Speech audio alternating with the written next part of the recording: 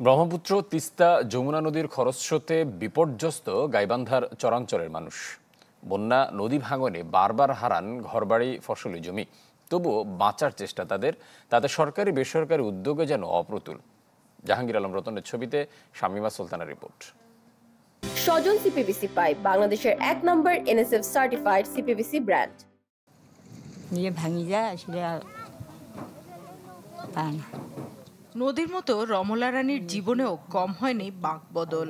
হাতে কড়া পড়া দাগ, কপালে জমেছে ভাঁজ। বয়স এখন ৭৬। জন্মের পর যে ভিটে মাটি দেখে বড় হয়েছিলেন, সেসব এখন কেবলই স্মৃতি।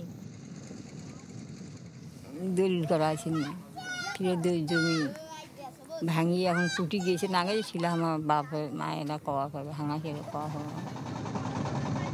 পুরানা ব্রহ্মপুত্রের খরস্রোতা ঢেউয়ে ভেসে চললে চোখে পড়ে কত শত চর, কোথাও ভাঙছে পার। ভাঙনের তোপে নাকানি চুবানি দশা গাইবান্ধার ফুলছড়ি, সাঘাটার চরবাসীর। খরপোশের চিন্তায় চরের মানুষের পড়ালেখার ফুরসত যেন বিলাসিতা। জানা বোঝা নেই রেকর্ড খতিয়ানের মতো দালিলিক বিষয়পত্তর। তাই চর জাগলেও কপাল খুলে না ভিটে হারার। এ সুযোগে জমির মালিক হয় দখলদার, জোরদার। এখানে আশার আসে ভাঙনের ডাক নিয়ে, হাহাকারের মাতম তুলে। এখানে একটা কথা সবার মাঝে প্রচলিত, ভাঙন শুরু হয় যার, কপাল পুড়ে তার। ৯০-এর ঘরে এখন জেদন সর্দার। ভাঙনের কবলে ময়মনসিংহ থেকে সরে সরে গাইবান্ধা এসেও রেহাই পাননি, হয়নি স্থায়ী বসত। কেবল নতুন বাড়ি গেলাম, এইখানে মধ্যে ৩টা ভাঙা দিলাম। এই জীবনে কয়টা দিচ্ছেন? জীবনে ৯টা ভাঙা দিলাম। গাইবান্ধার সীমানা ছুঁয়েছে ব্রহ্মপুত্র, তিস্তা, যমুনা। ৩ বড় নদীর কারণে সদর, সুন্দরগঞ্জ, ফুলছড়ি, সাঘাটা অর্থাৎ জেলার বেশিরভাগ অংশেই বর্ষায় নদী ভাঙনের চাপ। আষাঢ়ে, শ্রাবণে বন্যার তোপ, চৈত্রে আসে খরা। জলবায়ুর এই বিরূপতা সয়েই জমি জিরাত হারিয়ে দিন আনেন দিন খান দশা মানুষজনের।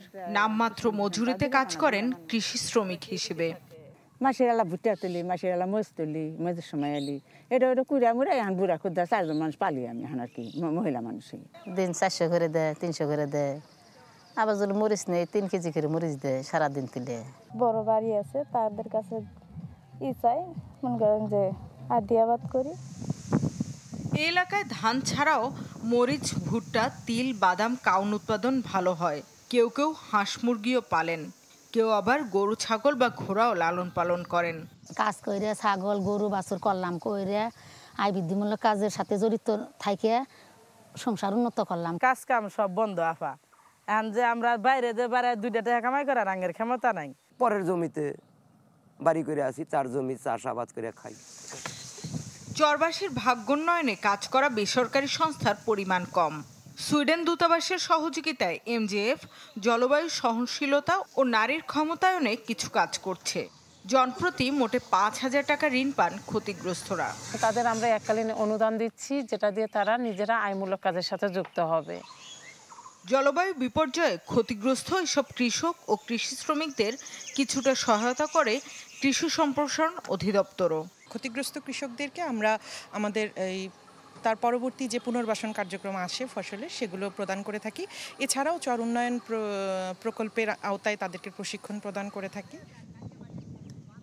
এসব মানুষের জীবনের চাকা ঘোরাতে সভা, সেমিনারে কত আলোচনা, পরিকল্পনা, কিন্তু কপালের ভাঁজে জমা যে দুঃখের দাগ, তা কতটা ঘোচাতে পারে সেসব? সেই প্রশ্ন থেকেই যায়। শামীমা সুলতানা, চ্যানেল 24, খাইটামারি, গাইবান্ধা।